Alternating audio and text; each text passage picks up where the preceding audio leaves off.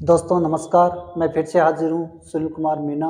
आज हम राष्ट्र निर्माण की चुनौतियाँ, उसके क्वेश्चन और आंसर हल करने का प्रयास करेंगे ताकि आप लोगों को ये पाठ ज़्यादा आसानी से याद हो सके। तो हमारा चैप्टर 2 पार्टों में था, राष्ट्र निर्माण की चुनौतियाँ। कल हमारा लास्ट एंड जो पार्ट था वो खत्म हो चुका है। अब पार्ट के अंत में हम कुछ क्वेश्चनों को हल करेंगे और जानने का प्रयास करेंगे कि हमारे सामने कौन कौन से क्वेश्चंस आए, कौन से क्वेश्चन ऐसे हैं जो बोर्ड एग्जाम में आ सकते हैं और कौन से ऐसे क्वेश्चन हैं जो हमारी दृष्टि से या आने वाले एग्जामों के लिए हमारे लिए कितने महत्वपूर्ण है।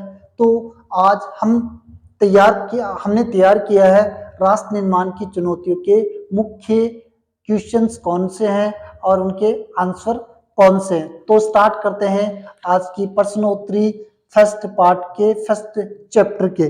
पहला क्वेश्चन दिया गया है एनसीईआरटी की जो बुक है उसमें वो दिया गया है कि जो कथन दिए गए हैं उनमें से कौन सा सही है और कौन सा गलत है। तो ये जानने का प्रयास करते हैं कि इन कथनों में से कौन सा कथन गलत है और कौन सा सही है। पहला है भारत विभाजन द्विराष्ट्र सिद्धांत का परिणाम है। भारत विभाजन हुआ था भारत और पाकिस्तान का, क्या वह द्विराष्ट्र सिद्धांत का परिणाम था? सही बात है कि इसका आंसर होगा सही है। अर्थात भारत और पाकिस्तान का विभाजन हुआ था, उसमें दो द्विराष्ट्र सिद्धांत की महत्वपूर्ण भूमिका रही थी। सेकंड है खेमे, धर्म के आधार पर दो प्रांतों अर्थात पंजाब और बंगाल का बंटवारा हुआ। सही बात है, धर्म के आधार पर भारत के दो राज्यों का बंटवारा हुआ था और वो राज्य थे बंगाल और पंजाब प्रांत। क्योंकि हमने जब राज्य के पुनर्गठन की बात की थी तो उस समय हमने सहारा लिया था भाषा के आधार पर भारतीय राज्यों का गठन होगा, लेकिन उसके साथ साथ में हमने धर्म को भी चुना, संस्कृति को भी चुना और भाषा को भी हमने अहमियत दी थी ताकि भारत के प्रत्येक राज्य का गठन है वो भाषा धर्म के आधार पर हो सके। तो इसका मतलब है ये बात भी सत्य है हमारी। अगली चीज है गैमे, पूर्वी पाकिस्तान और पश्चिमी पाकिस्तान में संगति नहीं है। पूर्वी पाकिस्तान और पश्चिमी पाकिस्तान में कोई संगति नहीं, गलत बात है भाई। पाकिस्तान का जब विभाजन हुआ था तो पाकिस्तान पश्चिमी पाकिस्तान भी बना था और पूर्वी पाकिस्तान भी बना था। तो ये बात गलत सिद्ध होती है क्योंकि क्वेश्चन में पूछा गया था क्या पूर्वी पाकिस्तान और पश्चिमी पाकिस्तान में संगति नहीं थी? नहीं थी, सही है, गलत आंसर है। लास्ट देखिए गए में विभाजन की योजना में यह बात शामिल थी कि दोनों देशों के बीच आबादी का अदला बदला होगा। ये बात कहीं नहीं लिखी गई थी। जब भारत और पाकिस्तान का विभाजन होगा तो दोनों देशों की जो जनता है या रहने वाले जो लोग हैं उनमें अदला बदली होगी कि मुसलमानों को वहां शिफ्ट किया जाएगा या हिंदुओं को वहां शिफ्ट किया जाएगा। ऐसी कोई बात नहीं थी। उन्हें सिर्फ ये कहा गया था जो अपनी मर्जी से पाकिस्तान जाना चाहते हैं वो पाकिस्तान जा सकते हैं, जो जहां रहना चाहता है वहां रह सकता है और उसी आधार पर देश का बंटवारा किया जाएगा। तो इसका मतलब है लास्ट वाला भी हमारा गलत है। उसके बाद में सेकंड क्वेश्चन है निम्नलिखित सिद्धांतों का उचित उदाहरण से मेल कीजिए। हमें मिलान करना है कि कौन सा आंसर किसके साथ मेल खाता है। तो देखते हैं, पहला है धर्म के आधार पर देश की सीमा का निर्धारण किन दो देशों के बीच में किया गया था? किसका निर्धारण? धर्म के आधार पर देश का निर्धारण, सीमा का जो निर्धारण था वो किया गया था। वो किया गया था भारत और पाकिस्तान का, क्योंकि पाकिस्तान एक इस्लामिक देश था और भारत था वो एक हिंदू देश था। तो कहने का मतलब था दोनों देशों का बंटवारा हुआ था। पाकिस्तान मुसलमानों की आबादी होगी और भारत जो नया देश बनेगा वो हिंदुत्व भारत बनेगा। सेकंड है विभिन्न भाषाओं के आधार पर देश की सीमा का निर्धारण किया। विभिन्न भाषाओं के आधार पर देश की सीमाओं का निर्धारण किया गया था। वो किन किन देशों के बीच किया गया था? भाई पश्चिमी पाकिस्तान और पूर्वी जो पाकिस्तान था उसका निर्धारण किया गया था। तो यहां आंसर होगा भारत और बांग्लादेश। अगली है भौगोलिक आधार पर किस देश की क्षेत्रों की सीमांकन किया गया था? भाई हिमाचल प्रदेश और उत्तराखंड का किया गया था। अंतिम है, किसी देश के भीतर प्रशासनिक और राजनीतिक आधार पर क्षेत्रों का सीमांकन किन किन राज्यों के बीच हुआ था? झारखंड और छत्तीसगढ़ के बीच हुआ था। सबसे इंपॉर्टेंट जो क्वेश्चन है इस पाठ का क्वेश्चनों में से वो है क्वेश्चन नंबर 8। तो पहले हम क्वेश्चन नंबर 8 को हल करते हैं, उसके बाद में क्रम से हम 6 को भी देखेंगे, 7 को भी देखेंगे और उसके बाद में अगले पैराग्राफ संबंधी क्वेश्चन है जो राजस्थान माध्यमिक शिक्षा बोर्ड में नहीं पूछे जाते, ना इस मॉडल पेपर में जो पैटर्न काटा है मॉडल टेस्ट पेपर का 12वीं का पॉलिटिकल साइंस का, उसमें भी इसका कहीं उल्लेख नहीं किया गया है। तो सबसे पहले क्वेश्चन हम 8 नंबर का हल करते हैं। क्वेश्चन है, राज्य पुनर्गठन आयोग का क्या था? राज्य पुनर्गठन आयोग क्या था? भाई राज्य पुनर्गठन आयोग था कि भारत की जितनी रियासतें थी उन रियासतों का एकीकरण सरदार वल्लभ भाई पटेल ने किया था और धीरे धीरे सभी रियासतों को भारत संघ में शामिल किया गया था। तो उस समय एक अधिनियम बनाया गया था सन 1953 में। सन 1953 में एक अधिनियम पास किया गया था और उस अधिनियम की अध्यक्षता किसने की थी? भारत के पूर्व न्यायाधीश फैजल अली ने। फैजल अली ने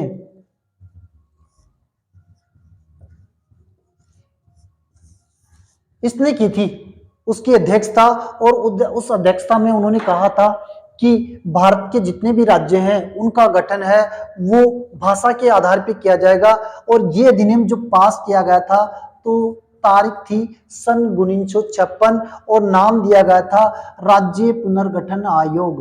राज्य पुनर्गठन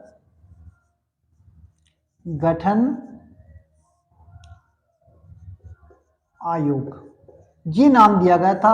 और इसका काम क्या था कि भारत के जितने भी राज्य बनाए जाएंगे उनका गठन भाषा के आधार पर किया जाएगा, धर्म के आधार पर किया जाएगा। तो इस क्वेश्चन का सीधा सा आंसर आ रहा है, राज्य पुनर्गठन आयोग का काम क्या था?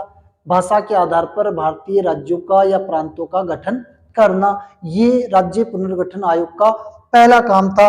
इसकी प्रमुख सिफारिशें क्या थी? भाई राज्य पुनर्गठन जो आयोग अधिनियम बनाया गया था 1956 में, उसकी प्रमुख सिफारिशें क्या थी?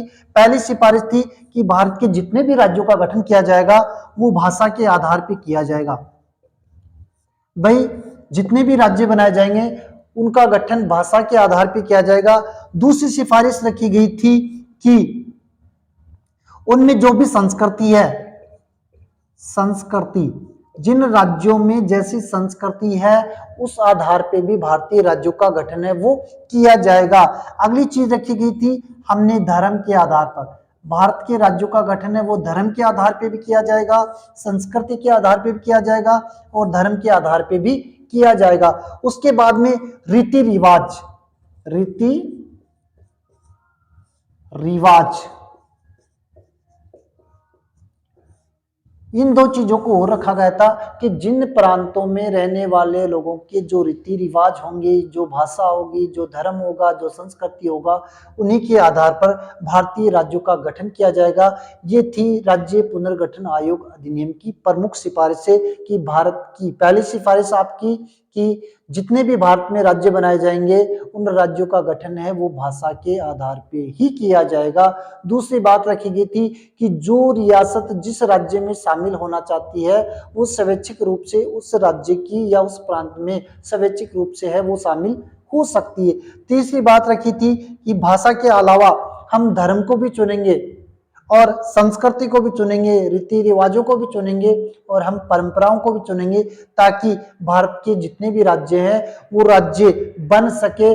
भारत के प्रांतों में किसी भी प्रकार की एकता का अभाव हमें देखने को न मिले और आज भी हम इसी परंपरा के अनुसार भारतीय राज्यों की नए राज्यों का जब हम गठन करते हैं तो उनकी सीमाओं को हम कम करते हैं और नए राज्यों का गठन करते हैं। और आज भी हमारा यही अधिनियम है और इसी अधिनियम के तहत हम भाषा के आधार पे हो या धर्म के आधार पे हो या जिस क्षेत्र में जिस भाषा संबंधी लोग रहते हैं उसी आधार पर हमने राज्यों का पुनर्गठन किया था। ये थी इसकी प्रमुख सिफारिशें। अगला क्वेश्चन है क्वेश्चन नंबर 6 को देखते हैं। तो पहले पढ़ते हैं कि क्वेश्चन नंबर 6 में क्या पूछा गया है? क्वेश्चन नंबर 6 है वो संबंधित है भारत को धर्मनिरपेक्ष राष्ट्र बनाने के लिए नेहरू ने भारत को धर्मनिरपेक्ष राष्ट्र बनाने के लिए नेहरू ने किन तर्कों का इस्तेमाल किया? क्या आपको लगता है केवल भावात्मक और नैतिक तर्क है? इनमें कोई तर्कयुक्त युक्ति भी है। यानी कि भारत के जितने भी राज्य बनाए गए हैं उनका गठन धर्मनिरपेक्ष आधार पर किया है। क्या यह वास्तव में बात सत्य है? वास्तव में ये बात सत्य है, क्योंकि भारत का जब संविधान लागू किया गया था 26 जनवरी सन 1950 को, तो हमने संविधान में इस बात का उल्लेख किया था कि हम धर्मनिरपेक्षता की नीति को अपनाएंगे। कौन सी नीति? धर्मनिरपेक्ष नीति, निरपेक्ष नीति, इसका पालन करेंगे। अब सबसे पहले हल करने की कोशिश करते हैं कि धर्मनिरपेक्ष नीति होती क्या? भारतीय संविधान में इसका उल्लेख किया गया है कि भारत का अपना न कोई एक धर्म होगा, बल्कि भारत सभी धर्मों का समान रूप से पालन करेगा, ताकि भारत में रहने वाले विभिन्न लोगों को वो समानता मिल सके जो एक हिंदू देश को मिलनी चाहिए। तो कहने का मतलब है भारत सभी धर्मों का पालन करेगा और सभी धर्मों के पालन के साथ साथ में यहाँ की जो शासन व्यवस्था होगी उसमें हम लोकतांत्रिक शासन व्यवस्था को अपनाएंगे और सरकार चलाने की अंतिम जो जिम्मेदारी दी जाएगी वो सिर्फ प्रत्यक्ष और अप्रत्यक्ष रूप से जनता को दी जाएगी। तो ये थी नेहरू की नीति। क्वेश्चन नंबर 6 का आंसर। क्वेश्चन नंबर 7 देखते हैं। आजादी के समय, भारत की आजादी के समय पूर्वी पाकिस्तान और पश्चिमी पाकिस्तान राष्ट्र निर्माण की चुनौती के लिहाज से दो मुख्य अंतर बताइए। राष्ट्र निर्माण की चुनौती के समय दो प्रमुख चुनौतियां बतानी है हमें। किसको लेकर? पाकिस्तान को लेकर। पहली चुनौती तो हमारे सामने आई थी कि भाई उस समय जब पाकिस्तान का गठन किया गया था तो उसका गठन हमने धर्म के आधार पर भी किया था, राष्ट्र सिद्धांत का के आधार पे भी उस देश का विभाजन किया था। और जो विभाजन हुआ था, एक क्षेत्र रखा गया था पश्चिमी पाकिस्तान, पश्चिमी पाकिस्तान। दूसरा रखा गया था पूर्वी पाकिस्तान, पूर्वी पाकिस्तान। ये रखे गए थे क्योंकि जब पाकिस्तान का गठन हुआ था, नया देश बना था, तो पाकिस्तान के दो टुकड़े किए गए थे। एक टुकड़ा रखा गया था पश्चिमी पाकिस्तान, दूसरा रखा गया था पूर्वी पाकिस्तान, क्योंकि मुस्लिम आबादी की जो जनसंख्या थी वो सर्वाधिक पश्चिमी पाकिस्तान में थी और पूर्वी पाकिस्तान में थी। तो भारत सरकार और अन्य नेताओं के द्वारा ये निर्णय किया गया था कि हम पाकिस्तान का विभाजन है वो दो प्रकार से करेंगे, और दो प्रकारों में से पहला प्रकार रखा गया था पश्चिमी पाकिस्तान, दूसरा रखा गया था पूर्वी पाकिस्तान, कि यहाँ पर हम पाकिस्तान को बनाएंगे। दूसरा अंतर क्या रखा गया था? दूसरा अंतर हमें देखने को मिला था चुनौती के आधार पर शरणार्थियों की समस्या। शरणार्थी थे जितने भी, शरणार्थी समस्या।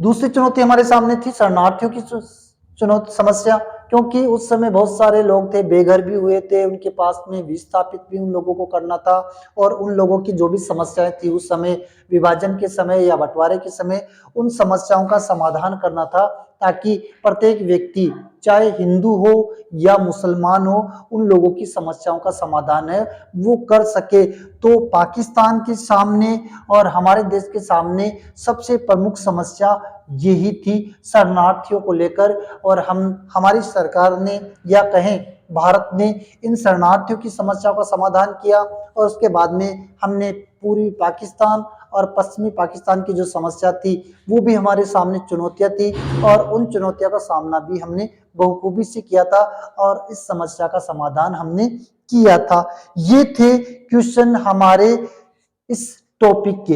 अब हम ऐसे क्वेश्चनों को हल करेंगे जो आसानी से हमें याद हो सके, और याद होने के साथ साथ में बोर्ड के लिहाज से भी इम्पोर्टेंट है, क्योंकि ऐसे जो क्वेश्चन होते हैं वो इस टॉपिक के अहम बिंदु होते हैं, क्योंकि इस पाठ में से अति लघुतरात्मक क्वेश्चनों की संख्या सबसे ज्यादा है, और इस बार इस क्वेश्चनों में से यही क्वेश्चन ज्यादा पूछे जाएंगे। क्वेश्चन 1 अंक का भी हो सकता है, क्वेश्चन 2 अंक का भी हो सकता है। इस चैप्टर में से कोई निबंधात्मक क्वेश्चन नहीं होगा। तो सबसे पहले अति लघुत्रात्मक जो क्वेश्चन है उन क्वेश्चनों को हल करते हैं क्रमशः। मैं आपको 4 ऑप्शन भी दूंगा और उन ऑप्शनों को हल करने की कोशिश भी करेंगे कि कौन सा आंसर इसका होगा। तो क्वेश्चन नंबर 1 देखते हैं, राष्ट्र निर्माण की चुनौतियों में से पहला अति लघुत्रात्मक क्वेश्चन है, वो है, मैं ध्यान से पढ़ रहा हूं और ध्यान से आप लोगों को सुनना है। पहला क्वेश्चन है, मुस्लिम आबादी का एक इलाका भारत के पूर्व में था और दूसरा पश्चिम में था। भारत में आबादी के हिसाब से, मुस्लिम आबादी के हिसाब से एक आबादी मुसलमानों की पूर्व साइड में थी और दूसरी आबादी पश्चिमी साइड में थी। तो इन दोनों क्षेत्रों को क्या नाम दिया गया था? एक आबादी मुसलमानों की पश्चिमी दिशा में थी और दूसरी आबादी मुसलमानों की पूर्वी दिशा की ओर थी। तो उसे क्या नाम दिया गया था? यानी कि पश्चिम पाकिस्तान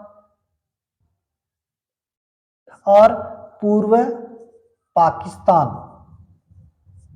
जी, तो इन दोनों को मिलाकर पाकिस्तान को क्या नाम दिया गया था? यहां ऑप्शन है, पहला दे रखा है पूर्वांचल क्षेत्र, नहीं होगा, निश्चित बात है, कहीं नहीं इसका उल्लेख किया गया। अगला है पश्चिमी क्षेत्र, ये भी नहीं होगा भाई, पूर्वी क्षेत्र भी नहीं देखा गया था नाम और न पश्चिमी क्षेत्र रखा गया था। सी में दे रखा है पूर्वी पाकिस्तान और पश्चिमी पाकिस्तान, अंतिम दे रखा है इनमें से कोई नहीं होगा। तो इसमें हमारा आंसर होगा, उस समय नाम दिया गया था पश्चिमी पाकिस्तान और पूर्वी पाकिस्तान, ये नाम दिया गया था। तो इसका मतलब है हमारा आंसर सही होगा सी, इसका आंसर यही होगा। मैं दोबारा से बोल रहा हूं कि मुस्लिम आबादी के आधार पर एक क्षेत्र पश्चिमी पाकिस्तान रखा गया था, दूसरा क्षेत्र रखा गया था पूर्वी पाकिस्तान। तो दोनों को मिलाकर कौन सा नाम दिया गया था? पश्चिमी पाकिस्तान और पूर्वी पाकिस्तान नाम दिया गया था, इसलिए हमारा आंसर सही होगा सी।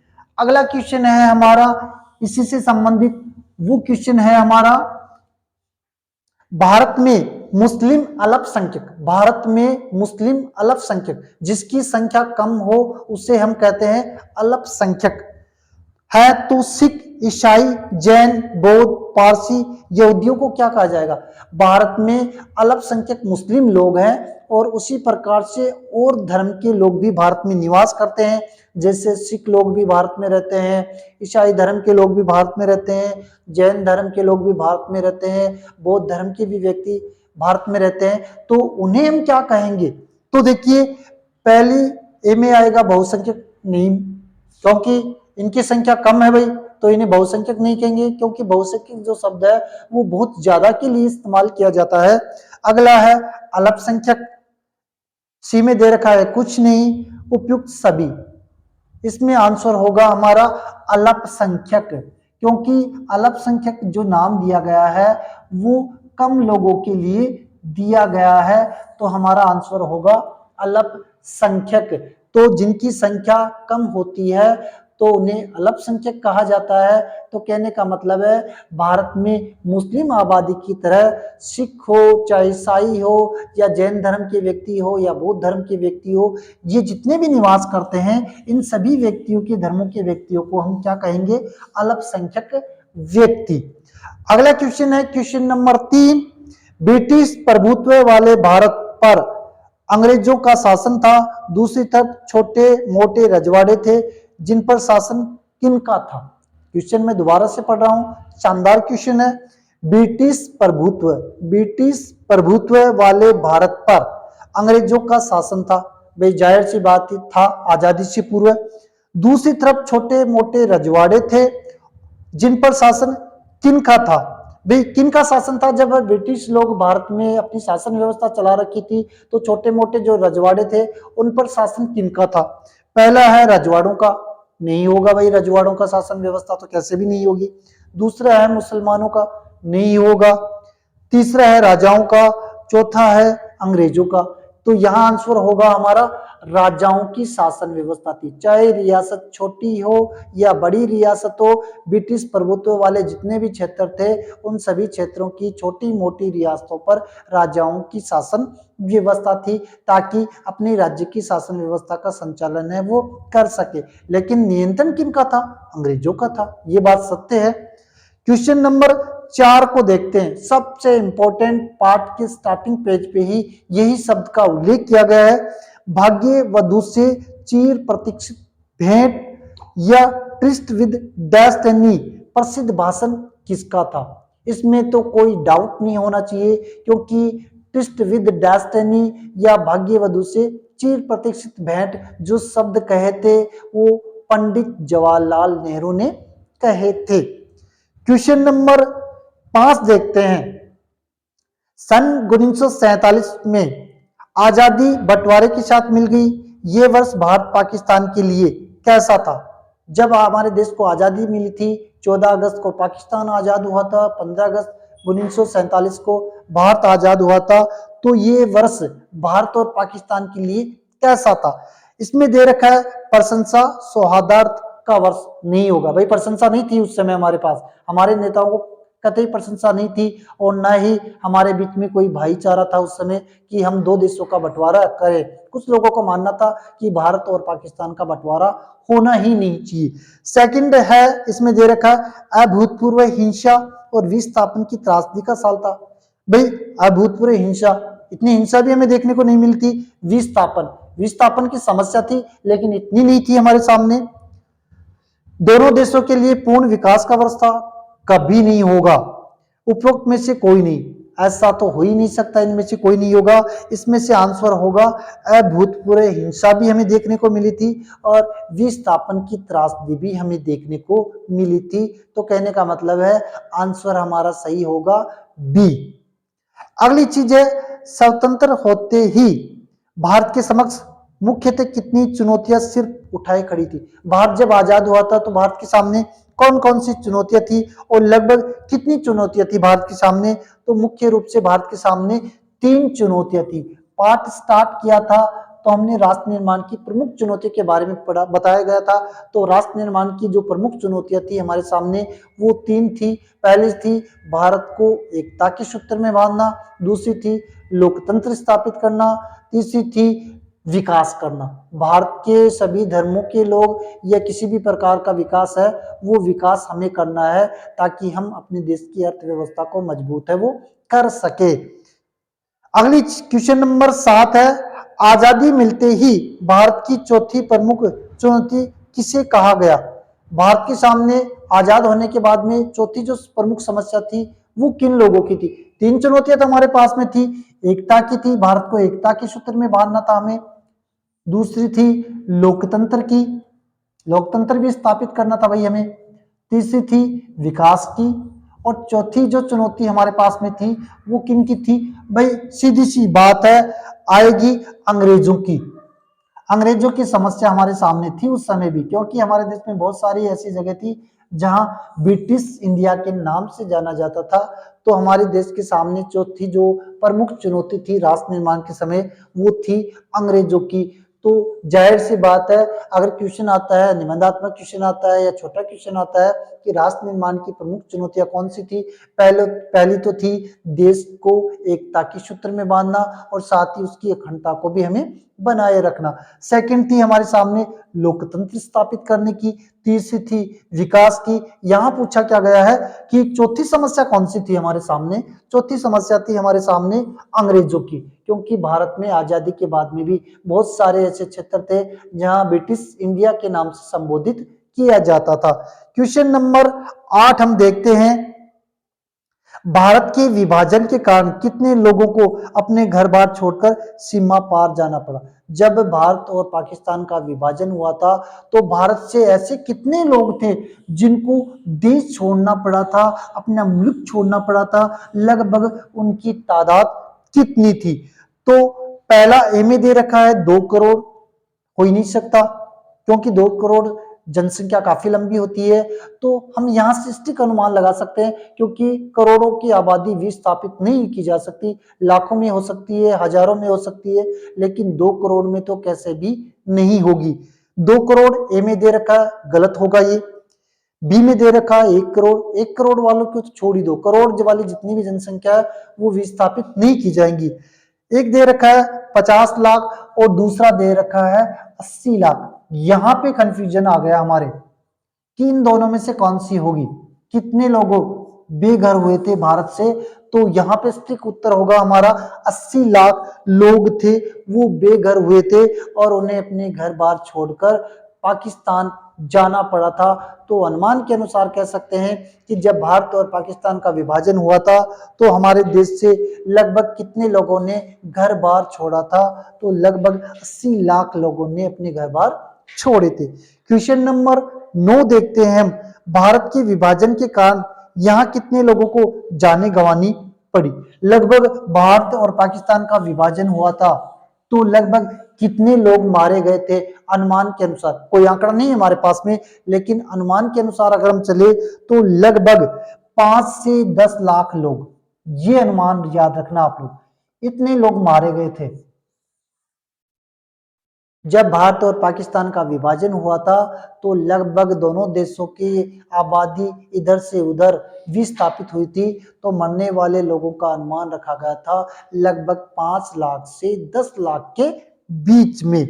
क्वेश्चन नंबर 10 देखते हैं। क्वेश्चन नंबर 10 है, भारत का विभाजन धर्म के आधार पर हुआ, इसलिए स्वाभाविक रूप से भारत, भाई धर्म के आधार पर ही 2 राष्ट्रों का गठन हुआ था, मुसलमान पाकिस्तान बना दिया गया और हिंदुओं के लिए भारत बना दिया गया।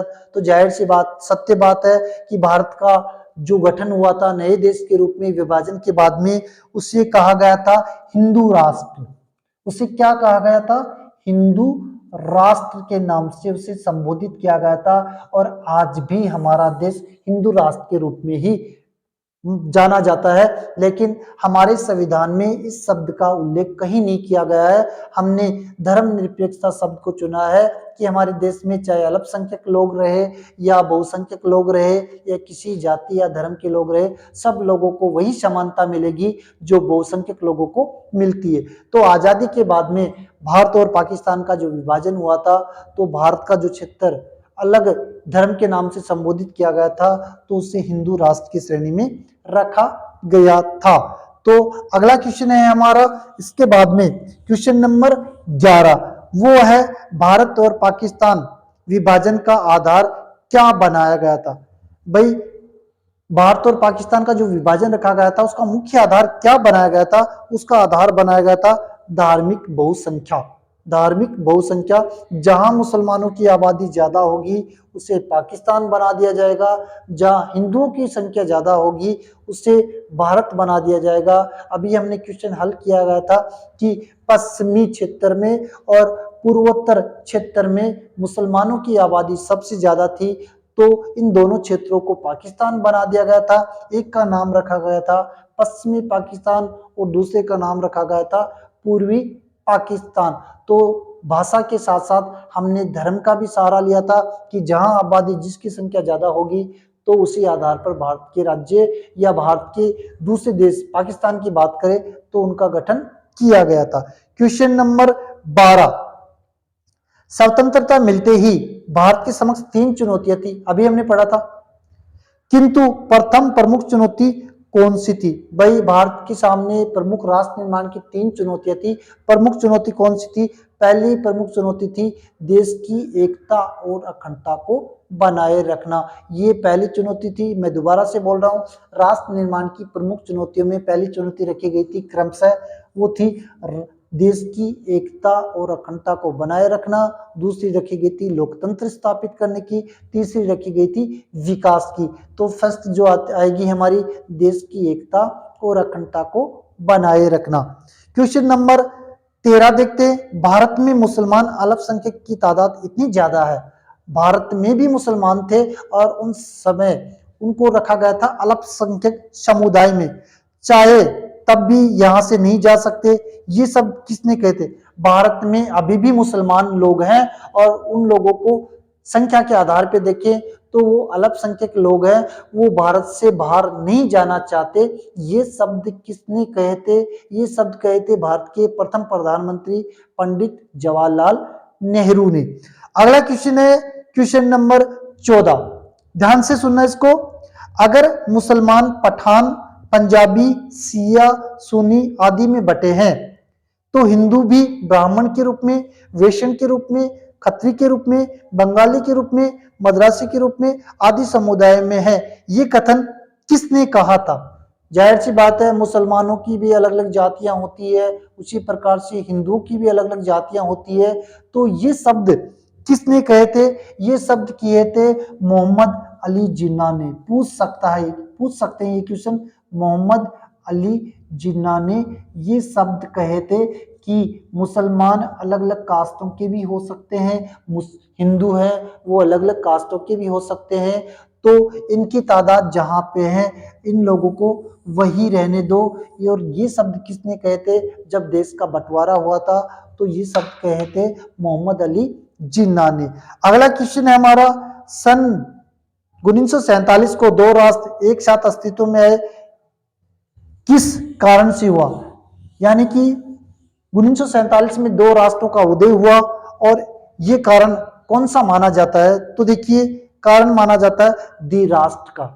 यानी कि 14 अगस्त और 15 अगस्त सन 1947 को दो राष्ट्रों का निर्माण हुआ था, भारत और पाकिस्तान का, और जो गठन किया गया था वो द्विराष्ट्र सिद्धांत के आधार पे किया गया था, भारत और पाकिस्तान का विभाजन।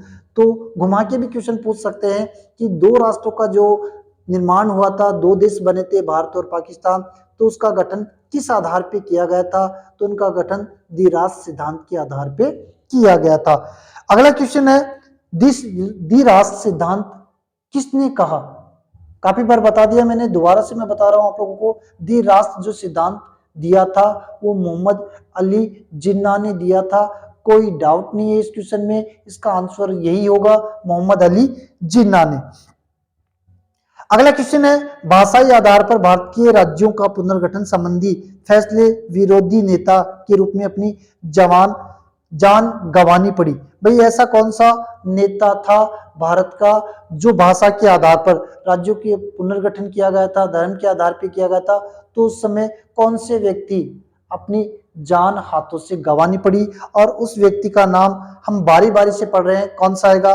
गांधी जी नहीं था, चेट्टी श्री राम भालू, सीमांत गांधी, उपरोक्त में से कोई नहीं। हाँ, ओटी सीरा मल्लू का नाम हमने पढ़ा था, क्योंकि उन्होंने आमरण अनशन किया था।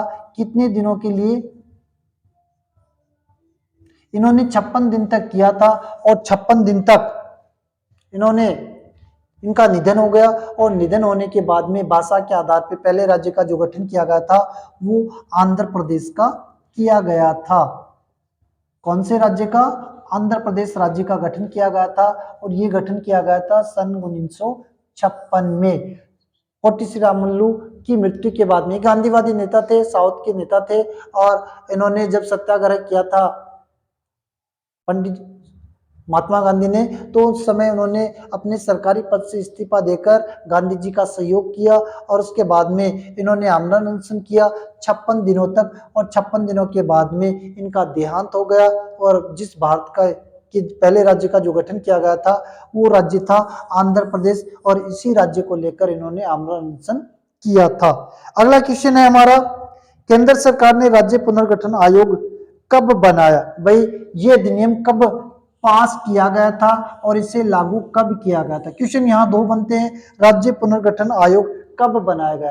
राज्य पुनर्गठन आयोग अधिनियम जो बनाया गया था वो सन 1953 में बनाया गया था। राज्य पुनर्गठन आयोग अधिनियम था वो सन 1953 में बनाया गया था। इसे लागू कब किया गया था? वो लागू किया गया था सन 1956 में। यहाँ क्वेश्चन दो बनते, राज्य पुनर्गठन आयोग अधिनियम कब लागू किया गया? 1953 में लागू किया गया था, और इस अधिनियम को पास होने के बाद में इसे लागू भी 1956 में किया गया। इस तारीख को बना था, इस तारीख को ये लागू किया गया था। क्वेश्चन नंबर अगला है हमारा, वो देखिए, सन 1960 में जन आंदोलन के कारण मुंबई राज्य दो भाषाई आधार पर किन किन राज्यों में विभक्त हो गए। मुंबई का भी विघटन हुआ था और भाषा के आधार पर दो राज्य बनाए गए थे। वो कौन कौन से राज्य थे? एक राज्य का नाम था गुजरात, जो हम इस पर डिटेल से चर्चा कर चुके हैं। एक राज्य था गुजरात और दूसरा राज्य था महाराष्ट्र। ये दो राज्य बनाए गए थे मुंबई के गठन के बाद में, उसका पुनर्गठन करने के बाद में ये गुजरात राज्य भी बनाया गया था और महाराष्ट्र राज्य था वो बनाया गया था। क्वेश्चन नंबर 21 देखिए, स्वतंत्र हैसियत रखने वाले रजवाड़ों की संख्या सन 1947 में कितनी थी? आजादी के समय भारत के समय कुल कितनी रियासतें थी? 565 रियासत है। इसमें भी कोई डाउट नहीं होना चाहिए, ये क्वेश्चन पूछ सकते हैं कि आजादी के समय भारत में कुल छोटी बड़ी रियासतों की संख्या कुल कितनी है? 565 रियासतें थी। अगला क्वेश्चन है हैदराबाद का निजाम, क्योंकि हैदराबाद जो रियासत थी उसके राजा को निजाम कहते हैं। सन 1947 के विभाजन में क्या घोषणा किया? जाहिर सी बात है, उन्होंने क्या घोषणा की थी? अपने आप को स्वतंत्र रखने की घोषणा की थी। कोई आंसर में डाउट नहीं है, अपने आप को स्वतंत्र रखने की इच्छा जाहिर की थी निजाम सर ने कि हम अपने आप को स्वतंत्र रखना चाहते हैं, न पाकिस्तान में शामिल होना चाहते हैं, न भारत में शामिल होना चाहते हैं, हमें पूर्ण स्वायत्तता मिले ताकि हम स्वतंत्र रूप से अपनी शासन व्यवस्था हैदराबाद में चला सके। क्वेश्चन नंबर 23 है औपनिवेशिक शासन के समय भारतीय प्रांतों की सीमाएं किस प्रकार से तय की गई थी? औपनिवेशिक काल में, औपनिवेशिक काल का मतलब होता है अंग्रेजों की शासन व्यवस्था के समय भारतीय सीमा या जो प्रांत बनाए गए थे उन सीमाओं का आकलन किस आधार पे किया गया था? पहला सुनिए, अंग्रेजों ने जितने क्षेत्र जीत लिए अलग प्रांत का दर्जा मिलता था। ये बात सत्य है, जाहिर सी बात है, यही कोई डाउट नहीं होना चाहिए। अंग्रेजों ने जिन जिन प्रांतों को जीत लिया था उन प्रांतों में अंग्रेजों की शासन व्यवस्था थी और अंग्रेजों की शासन व्यवस्था जहां जहां थी उन्होंने भारतीय प्रांतों का सीमांकन अपने आधार पे ही किया था। क्वेश्चन नंबर 24 देखिए, भारत सरकार ने अंग्रेजों द्वारा बनाई गई सीमाओं को क्या स्वीकार किया या खारिज कर दिया? जाहिर सी बात थी कि आजादी के बाद में जिन जिन सीमाओं का सीमांकन अंग्रेजों के द्वारा किया गया था उन सभी सीमाओं को भारत सरकार ने खारिज कर दिया था और भारतीय राज्यों का गठन करने के पश्चात में जो सीमाओं